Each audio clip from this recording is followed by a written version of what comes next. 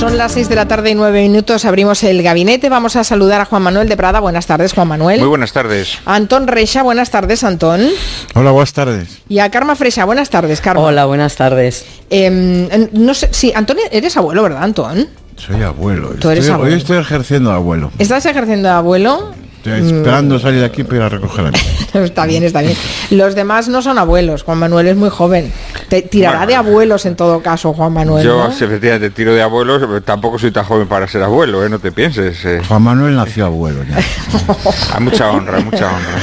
No, Tuve pero... una gran relación con mi abuelo. Sí, y en el caso de Carme Freixa igual tampoco es abuela. No, o sea, no soy abuela. Lo digo porque hoy es uno de los contenidos que ha sido un poco transversal a lo largo del programa y queríamos acabar el gabinete hablando de lo que se ha dado en llamar el Día Mundial de los Abuelos, en celebración de los santos San Joaquín y Santa Ana, como un homenaje a todas las personas mayores cuyo rol se ha transformado en los últimos años.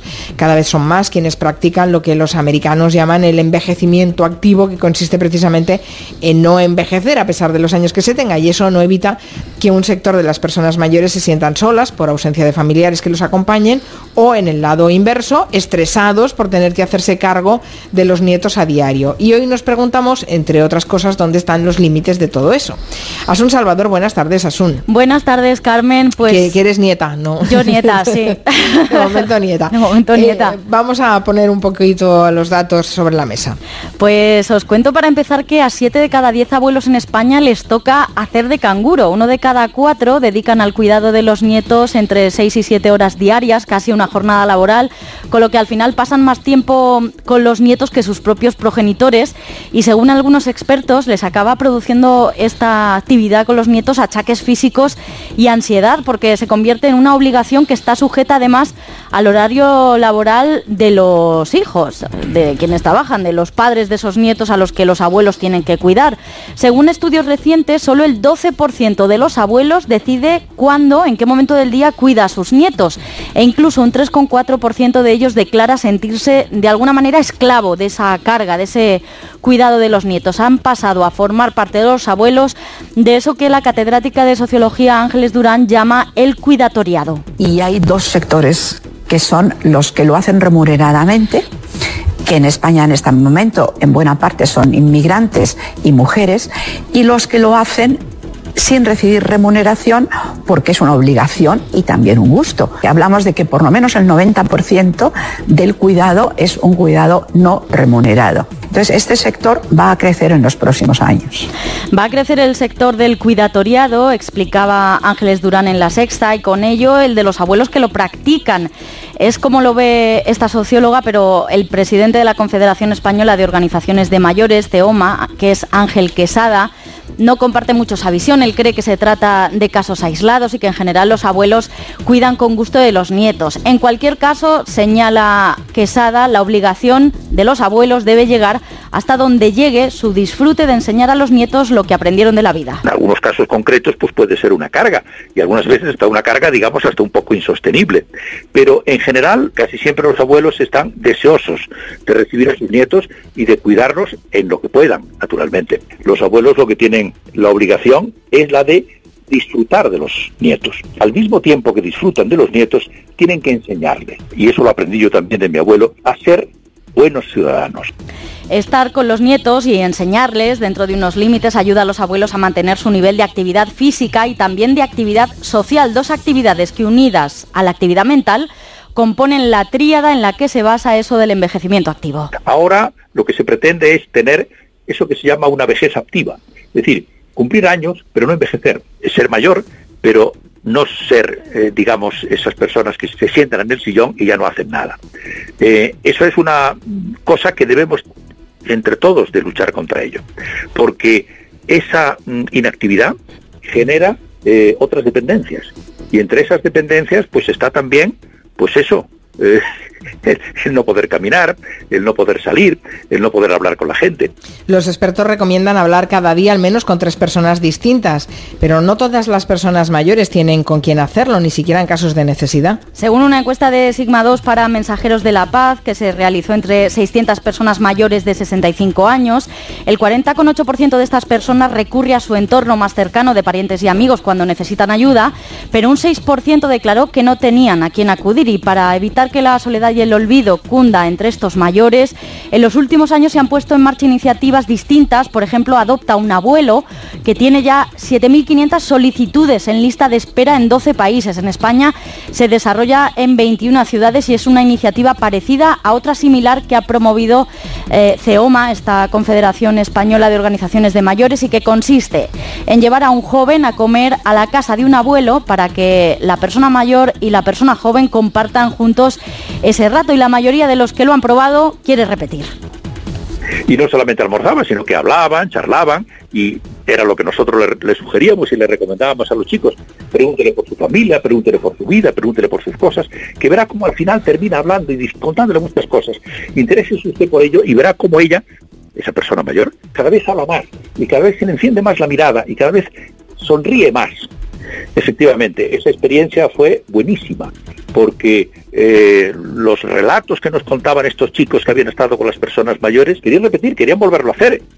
Los abuelos se han convertido además en los últimos años en el sustento económico de muchas familias. Especialmente lo más duro de la crisis. Se disparó el porcentaje de los que tuvieron que ayudar económicamente a hijos y nietos, del 20% en 2010 al 80% en 2015. Ese año, 2015, según la Fundación Educo, los abuelos dedicaron una media de 290 euros al mes a ayudar a sus familias, y 1 de cada 3 lo hacía entregando una cantidad de forma regular, como una especie de paga.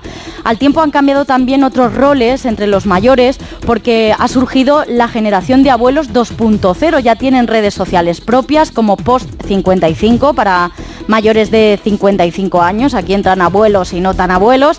Y también portales específicos como mayoreseuropeos.eu, que recoge todas las actividades, propuestas, información útil para estas personas. Muchas gracias, Asun Salvador. A vosotros. Buenas vacaciones. Igualmente. Porque las empiezas ya. Perfecto. Hasta la próxima temporada, Asun. Hasta la próxima temporada, sin placer. Adiós. Bueno, ¿qué aportan los abuelos a nuestra sociedad? ¿Qué podemos y debemos aprender de ellos? ¿Cómo creéis que ha cambiado su figura y sus roles en diferentes ámbitos en los últimos años? ¿Y dónde ponemos los límites con respecto al cuidado de los nietos? ¿Quién quiere empezar? Pues si me dejas a mí, Empieza, Karma. Voy a ser un poco feminazi, ¿eh? Déjame ser un poco feminazi. Poniendo la tirita antes del corte. Si pones Día de la Abuela en Google, solamente sale que en Argentina, por suerte, se acuerdan de las abuelas, y el día 12 de noviembre es el día que se ve que es el primer o el tercer domingo o el segundo domingo del mes de noviembre, que celebran el Día de las Abuelas. Luego pones el Día de los Abuelos o te vas al Doodle de Google y te salen cantidad de abuelos, muchos abuelos, te salen las películas donde salen abuelos y solamente sale una abuela, cuando hay bastantes más, etcétera, ¿no? Y todo el rato, y incluso los titulares, volvemos a lo mismo, en que las periodistas estamos ahí, que ya no callamos, los titulares son los abuelos, cuando son los abuelos y las abuelas, ¿no? El Doodle de Google, hay que decir que son un señor y una señora, por lo tanto son los abuelos, ¿no? Y dicho esto, sí que me gustaría ser un poco destroyer, en el sentido de que, como decía antes este señor, los abuelos cuidan y las abuelas cuidan con gustosa obligación, diría yo, ¿eh? No es tanto que los cuiden por gusto, sino que así se lo exige la sociedad. Entonces hay un momento donde yo me planteo este día de los abuelos y las abuelas, es para lavarnos todos la conciencia de que en cierta manera lo que estamos haciendo es exigirles que cuiden de nuestra prole, y que sean al mismo tiempo, sobre todo en la clase obrera, el pilar de una ficción del estado del bienestar. Yo siempre he abogado porque las abuelas se vayan a hacer un chequeo de salud, se den cuenta de todos los males que les produce cuidar a los nietos y a las nietas, y hagan una huelga de abuelas un día. Porque ese día se caía el mundo, se caía el sistema. Nos descubríamos que no tenemos estado del bienestar. Sí, ¿Qué les parece? No es no es excéntrica tu aportación, no es feminazi. Gracias. No lo es. De ti no lo esperaba, ¿no? Claro. Bueno, no, pero seguro que alguien lo dice. Yo quiero aportar, es pura experiencia, ¿eh? Yo soy una de las experiencias más insólitas de mi vida. Por circunstancias asistenciales, yo hace muy poco, hace 18 meses, viví 3 semanas en un geriátrico, en un asilo. Y yo creo que esta situación actual en la que hay un fenómeno que se ha prolongado la esperanza de vida, esta situación en la que efectivamente los abuelos y las abuelas se han convertido en un sucedáneo del estado del bienestar, sobre todo con la crisis, está opacando algo que es terrible, que es la calidad de vida de los mayores, ¿eh? Yo lo que observé en mi convivencia con los mayores, bueno, primero hay un dato de género. En la residencia la mayoría eran mujeres, ¿eh? Y eran mujeres, y la diferencia en la esperanza de vida entre mujeres y hombres no justifica esto. Es decir, evidentemente la esperanza de vida de las mujeres es mayor que los hombres, pero la proporción que había en esa residencia no lo justificaba. ¿Esto qué quiere decir? Que la mayoría de los machitos nos acabamos muriendo con una mujer al lado que nos cuida hasta el final, ¿eh? Y las mujeres, las mayores que quedan solas son las que llenan las residencias geriátricas. Pero esto es un dato de desigualdad de género importante. Y luego datos que tienen que ver con la calidad de vida. Es decir, aquí hoy yo creo que hay es como la edad del pavo, la adolescencia, es decir, que hay grados, que decir que efectivamente el envejecimiento activo, bueno, pues eso está muy bien entre los 55 y los 75 años, pero cuando pasan los 75 años, es decir, el problema no es que los abuelos y las abuelas los abusen de ellos en casa, es que ya a lo mejor no les dejan a sus nietos porque ya sus facultades cognitivas están deterioradas y no pueden hacerse cargo de sus nietos. En esta ancianidad severa, que yo la marcaría después de los 75 años, se produce un fenómeno muy importante, que es que se agudizan las características y la idiosincrasia de cada uno. Y para ser simple, diré que aquellos que su personalidad tienen mucha malicia, en ese momento se convierten en muy, muy maliciosos, y los que tienen generosidad se convierten muy generosos. Y luego hay otro dato escalofriante, que es lo diferentes que somos en el envejecimiento. Es decir, hay personas con 78 años que están muy deterioradas y personas con 88 años que no lo están. Y eso es una realidad que no queremos mirar, que es vale, ha aumentado la esperanza de vida de los mayores, pero no está aumentando la calidad de vida de los mayores. Es decir, hay al tabú de una sociedad que no queremos nunca pensar en la muerte, se une ahora el tabú de que no queremos pensar en nuestros mayores. Están ahí ocultos, es decir, pero que es decir, es enorme. Es decir, a ver qué dice Juan Manuel. La severidad de la vejez es enorme y hay que hacer mucho por ellos. Bueno, vamos a ver, yo por haber sido, como te digo, una persona muy próxima a mis abuelos y por haber echado mucho mano de mis padres en la crianza de mi hija, pues digamos que puedo hablar desde esa doble perspectiva, ¿no? Yo creo que la proximidad de los abuelos a los nietos ha existido siempre, pero existía ha existido en dos contextos muy diversos, ¿no? Uno, en el que los abuelos estaban integrados en una familia que con sus achaques y con sus golpes, pero estaba unida, y en donde la permanencia de los abuelos en el mundo familiar pues era cotidiana, formaba parte de la normalidad, que fue la época que yo alcancé a vivir en mi infancia, en donde yo mantuve una relación muy estrecha con mis abuelos, especialmente con mi abuelo, pero, como te digo, dentro de ese microcosmos familiar, porque mis abuelos vivían con nosotros, sobre todo en invierno, y a medida que se fueron haciendo mayores cada vez más, ¿no?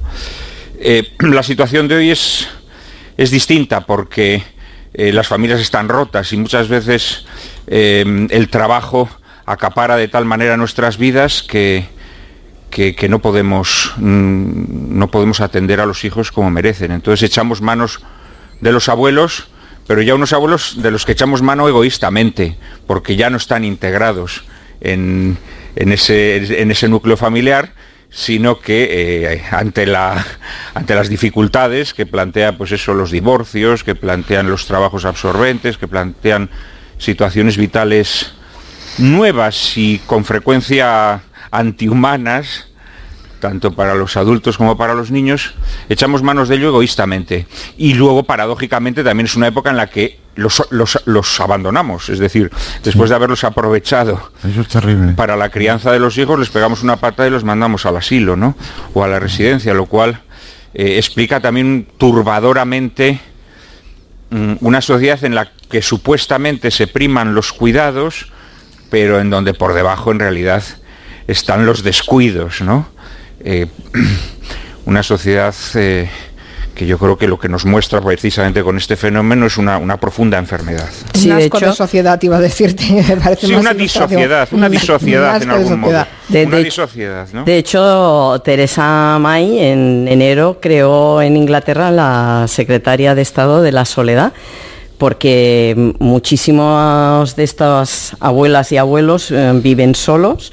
Y además hemos de tener en cuenta que tienen una percepción, hay una cosa que dice que el 63% de las personas mayores de 65 años consideran que su figura está poco o nada valorada socialmente, y ahí entramos también otra vez en la diferencia de clases, y es muy importante, porque fijaros que curiosamente empezamos a hablar de abuelos y abuelas de 65 o 70 años, y en cambio tenemos figuras de ministros, ministras, presidentes y presidentas que son mayores de esta edad, y tenemos muchísima gente en consejos de administración de muchísimas grandes empresas que también son de 75, 80 y 85. En cambio, a la gente mayor, abuelos y abuelas de la clase obrera, se las condena a una jubilación que está siempre un 60 o un 50% por debajo de su nivel de vida que tenían mientras trabajaban. Se desaprovecha su experiencia y su sabiduría profesional y se les deja en una soledad no querida muchas veces cuando queda solo uno de los dos, y entonces se les dice aquello de: es que te distraerás mucho, sobre todo a las mamás se les dice mucho, a las abuelas, es que mamá le gusta mucho distraerse, y además le va muy bien, por eso tiene que ir a buscar a una nieta a las 5, a la otra a las 5:30, luego tiene que coger el autobús, llevarla a una clase de música, la otra clase de natación, luego después recoge a una a la clase de natación, la coge a ella, vuelve a subir a otro autobús, va a la clase de inglés, entonces los recoge a todos, entonces se los lleva a casa, entonces ya se distrae un poco más, les da de cenar, los ducha, y ya nosotros venimos a buscar. Y es que mamá pasa un día delicioso. Se entretiene y se divierte tanto que cuando cae en la cama cae derrengada la pobre.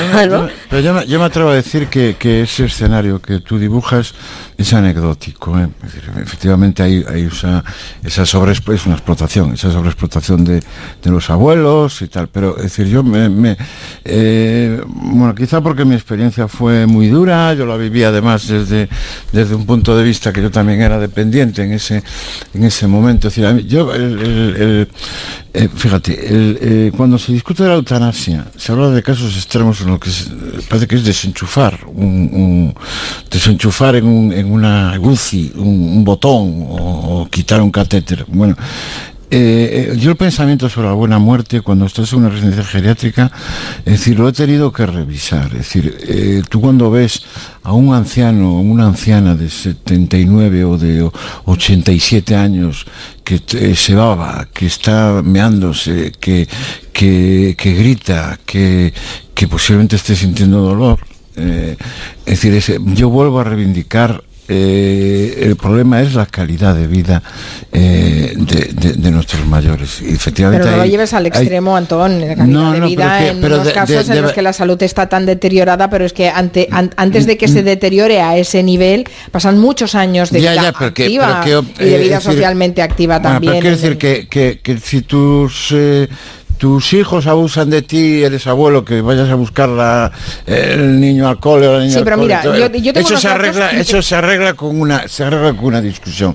Pero el sufrimiento que nosotros estamos almacenando en las residencias geriátricas, la soledad, Es decir, eso es dramático y es un tabú de una sociedad que nunca ha querido pensar en la muerte. Tiene pero en realidad, absolutamente idolatrada la juventud. Antón, lo que estoy pidiendo es que esto lo pones como un argumento más, pero que no me gustaría que derivara el gabinete ahí, porque es otro gabinete. Mira, lo que decíamos con respecto a lo de... Disculpa el dramatismo, pero yo no lo podría dejar pasar. No, y me parece bien y dicho queda, pero que no nos contamine el gabinete, que estamos hablando de los abuelos, que también, y su relación con los nietos. Pero yo creo que es la trastienda. Abuelos sobreexplotados y abuelas. Dejadme dar un dato simplemente, que es un dato interesante, porque son datos además oficiales. El 12% de los mayores que cuida de sus nietos decide motu propio cuándo hacerlo. El 47% lo pacta con los hijos, pero ojo, un 31% de los casos lo deciden los hijos unilateralmente. El 31% es un porcentaje bastante alto. Juan Manuel, dime. No, vamos a ver, que creo que efectivamente, aunque se sale del tema, pero de alguna manera lo que ha mencionado Antón sí es el reverso sombrío de esto que estamos hablando. Yo también lo he vinculado, es decir, una época que, como ninguna otra época, echa mano de los abuelos para la crianza de los hijos, en cambio es una época que, como ninguna otra época, los abandona cuando ya no se valen por sí mismos. Y esto yo creo que sí que es una expresión de un egoísmo, de un utilitarismo llevado hasta las últimas consecuencias. Antes, Juan Manuel, te has comentado una cosa que es un elemento fundamental, es el hecho de que no los tenemos en casa, los abuelos, o que no estamos en la casa de ellos, que eso era también lo pensar otro que pasaba. Que muchísimas de estas abuelas y abuelos que están cuidando y que están sobreexplotados, después cuando van a casa están solos y solas. De hecho, hay un sesgo de género muy interesante que nos señalaba hoy o ayer en un post María Grigelmo, una periodista, que decía que el 70% de las personas solas en España son mujeres, y de estas la gran mayoría son abuelas que mamá se distrae haciendo todo esto y luego después la dejamos en casa sola. Otra vez. Carmen, te doy un dato, os doy un dato más dramático. Por casualidades de trabajo, yo estoy acumulando noticias de personas que aparecen momificadas en sus pisos, que aparecen muertos y que durante meses o años nadie ha reparado en eso. Sí. Bueno, en los últimos 3 meses en España se han dado, por lo menos que yo conozca, 3 casos. Es decir, que ese también es un porcentaje pero eso cada vez se va a dar más. Ese es el baremo de la soledad. Pero eso tiene que ver con la quiebra de los vínculos, que son los que mantienen y además tampoco es una cuestión la vida social y la vida familiar, y en donde hay unas obligaciones recíprocas que en un determinado momento de la vida las asumen unos y en otro que sobrepasan a la familia, porque incluso biológicamente esa atención no se puede garantizar entre la propia. En cualquier caso, todos estos trabajos de cuidado que hacen los abuelos de los nietos, que por supuesto en la inmensa mayoría de los casos es un trabajo que hacen de forma gustosa, no nos engañemos, lo hacen porque lo tienen que hacer. Ahí iba yo, gustosa obligación. Claro, en realidad. Vamos a ver, ¿no? Bueno, como uno asume las obligaciones que tienen que ver con la sangre, ¿no? Pues uno, en la mayor parte de los casos, pues hombre, son obligaciones, a veces son obligaciones costosas, pero bueno, uno las hace, digamos, con gusto, con amor, las hace con amor. Yo soy plenamente consciente, yo soy una persona que desgraciadamente, pues mi vida se quebró cuando mi hija era muy pequeña, yo tuve que echar mano de mis padres, y yo soy plenamente consciente que toda la abnegación, toda la dedicación, todo el cariño que mis padres pusieron en aquellos años tan difíciles para mí en la crianza de mi hija, esos años les han envejecido. Yo soy plenamente consciente, porque es que un niño pequeño destroza a un hombre joven o a una mujer joven. ¿Cómo no va a destrozar a un hombre o a una mujer de una cierta edad? Hay estudios de salud precisamente. Luego ellos han tenido además que repetir esta historia con otros nietos, ¿no? De otros hijos. La lumbalgia, por ejemplo. Es una cosa que les deja, naturalmente, que sí, unas secuelas. Pero esto tiene mucho que ver, repito, bueno, con que nos estamos montando la vida muy mal, porque yo también disfruté mucho de mis abuelos, pero claro, fue en otro contexto. Eran abuelos que estaban plenamente incorporados a la familia. Claro, es que, a ver, yo creo que deberíamos ser una sociedad que deberíamos avergonzarnos de que haya un programa que se llama Adopta a un abuelo o a una abuela. Eso es vergonzoso. O sea, debería ser vergonzoso. O sea, que digamos alegremente que tenemos ese programa y que tenemos 7.000 y pico de solicitudes. Ostras, qué horror, ¿no? Vaya, yo creo que es curioso, para replantearnos nuestra sociedad. Es curioso que en una época en la que el Estado o la legislación es tan intervencionista y trata de meterse en asuntos familiares, a veces muy discutiblemente, a mí me gustaría, la verdad, que las personas que abandonan a sus viejos fuesen penadas. Claro. Sí, yo creo que deberían serlo. Yo creo, salvo que haya circunstancias graves que exijan una asistencia especial, etcétera, etcétera. Yo os voy a poner un caso. Cada vez yo no sé ambientalmente qué elementos puede haber, pero yo tengo la sensación, o será porque efectivamente hablamos de eso, que los problemas de demencia y de Alzheimer están aumentando. Me da esa impresión. Bueno, cuando un mayor entra, o una mayor entra en un problema de Alzheimer o de demencia, sus próximos entran en un circuito de ONGs, de centros de guía de no sé qué, de barrio, de tal. O sea, no está arreglado en el sistema público de salud, es decir, cómo acoger a la ciudadanía que padece, por ejemplo, un problema como el Alzheimer, que es los problemas de Alzheimer y de demencia son yo no sé la estadística, pero son muy agresivos con esos mayores, y además es el deterioro profundo, que es decir, un abuelo o una abuela con problemas de demencia, es que ya no pueden ni sus nietos abusar de ella para que los cuiden, porque no. El problema es cómo regulas eso, quiero decir, a ver, se pone, pero desde el punto de vista de la salud, etcétera, pues hay una serie de servicios. Bueno, pues tú tienes ahora, pero tú tienes ahora alguien que no se puede. Tú tienes ahora alguien con Alzheimer. Tú tienes ahora alguien con Alzheimer y pasa igual que con las drogodependencias. Entras en un circuito de ONGs y de cosas, es decir, no hay en el sistema estructuralmente, en el sistema público de salud ni en el sistema público de residencias, es decir, algo que realmente marque la hoja de ruta. Da igual que sea Alzheimer o cualquier problema, es decir, cuando entramos en el tema de los abuelos y las abuelas, entramos en un problema de salud donde estamos en lo de siempre, es decir, por eso, por ejemplo, a mí me hace mucha gracia lo de la vejez activa, porque la vejez activa a mí me parece un meme para hacer olvidar a la clase obrera que tiene una diferencia muy grande a partir del momento en que eres un jubilado o una jubilada, porque vas a tener una calidad de vida muy diferente de una persona que tiene muchos posibles económicos, y por lo tanto me parece un poco un meme, porque una de dos, si vamos a tener una vejez activa, vamos a dejar a lo mejor que haya personas que por su profesión puedan seguir, por ejemplo estoy pensando pues entre la polémica que hubo de gente mayor, que son abuelos y abuelas, y reclamaban seguir, pues si son artistas, creadores, etcétera, puedan tener su actividad y además una jubilación, ¿no? O cualquier otra profesión intelectual que no tengas que estar de pico y pala, que entonces se entiende que a lo mejor hasta incluso te deberías de jubilar antes, pero aprovechemos la sabiduría y aprovechémosla no solo para que sean, pues eso, ese pilar de un estado del bienestar ficticio que luego se convierte en graves problemas de salud que recargan el sistema de salud, y además en otro problemita que a mí me gustaría señalar, y es que abuelos y abuelas, lógicamente, como hacen una maternidad-paternidad sin tener que aguantar a las criaturas 24 horas, también promueven la tiranía de las criaturas, porque claro, si yo te tengo un rato, pues oye, mira, ¿que quieres una bolsa de patatas fritas? Yo te la compro.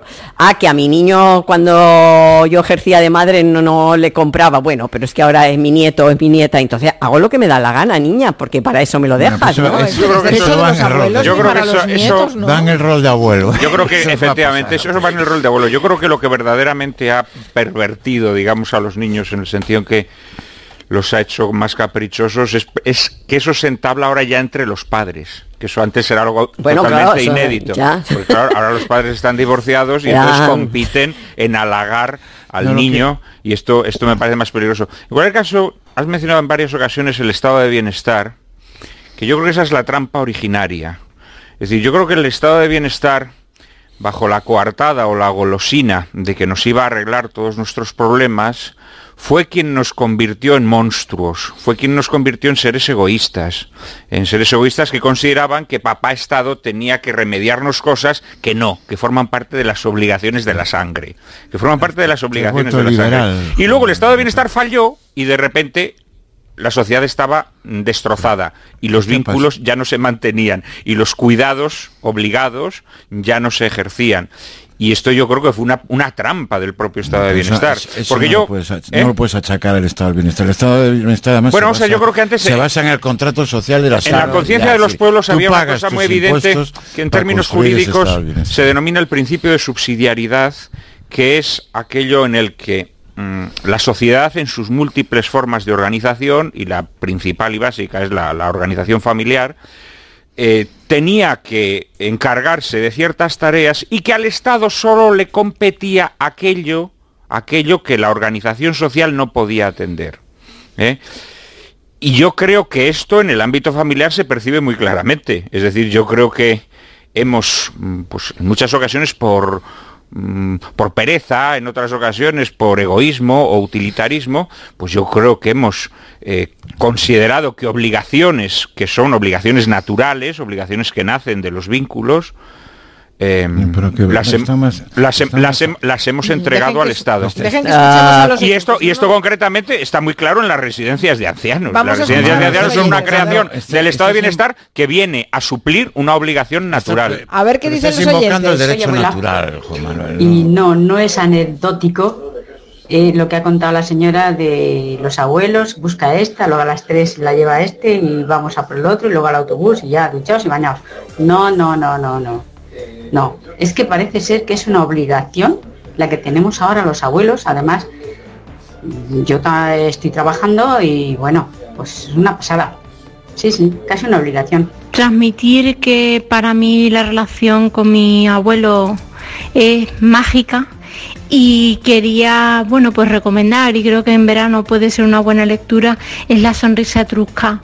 Como esa persona mayor gruñón se convierte en una persona dulce y emblemática para su entorno con la relación con su nieto Brunetino. Me parece un libro delicioso del gran San Pedro y que transmite muy bien esa relación abuelos-nietos. Mi madre tiene 76 años y está viuda desde hace 2.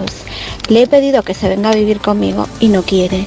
¿Qué se hace en esas situaciones? Bueno, al final vivimos en un sistema ultracapitalista, ¿no? Entonces, pues la gente cada vez tiene peores horarios, es más esclava del trabajo, el comercio se abre sábados, domingos, 24 horas, en los almacenes la gente la llama para trabajar de un día para otro. Entonces, entiendo que el tema de que los niños los cuiden los abuelos era un fenómeno que irá en aumento, ¿no? O a no ser que se ponga fin un poco a las bases. Hablando del Día de los Abuelos y las Abuelas en el gabinete hoy con Juan Manuel de Prada, Antón Reixa, Carme Freixa, hemos oído también algunas opiniones de los oyentes. Yo suscribo esa recomendación que nos hacía una oyente de La sonrisa etrusca de José Luis San Pedro. Tenemos muy poquito tiempo para acabar ya, así que me gustaría que concentraran un poco algunos de los mensajes que quieran que queden de este gabinete. Hay algo muy positivo que a todo lo largo de la tertulia queda clarísimo, y en las llamadas también, es que es rotundo. Es decir, así como muchas veces si hablemos, los hijos hablasen los recuerdos de sus padres, habría mucho veneno. El buen recuerdo de los abuelos, los que hemos tenido la fortuna de tener una relación intensa con nuestros abuelos, o sea, es de un agradecimiento para toda tu vida. Esta mañana un sobrino mío se acordaba de su abuelo fallecido hace 3 años y tal. Es rotundo. Es decir, que eso es también un valor, ¿no? que la ancianidad nos aporta, ¿no? Debemos poner la balanza buena. Yo creo que deberíamos de pensar más en las abuelas y en los abuelos, y deberíamos de pensarlos no como esas señoras y esos señores que nos ayudan a poder organizar el tiempo, sino que tendríamos que pensar en otra organización del tiempo, en valorar su experiencia, no para hacer de guarderías que no puede poner el Estado, sino en que puedan hacer otras cosas.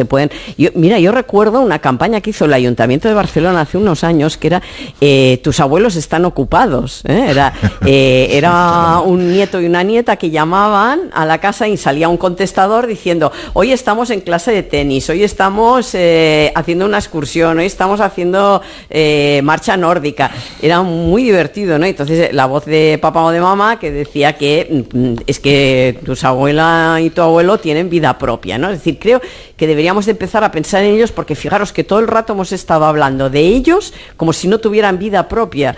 Hemos estado hablando de ellas y de ellos pegados a nietos y a nietas en función de para qué nos sirven y cómo los utilizamos, como si no tuvieran derecho a tener vida propia. Y sin embargo, además son un sector de consumo muy importante. Exacto. Tienen unas pensiones, muchos de ellos importantes, otros muchísimos no, evidentemente, pero sí que es un dinero regular que entra en sus cartillas, y que, bueno, hay muchas empresas y muchos servicios que los tienen como público objetivo de...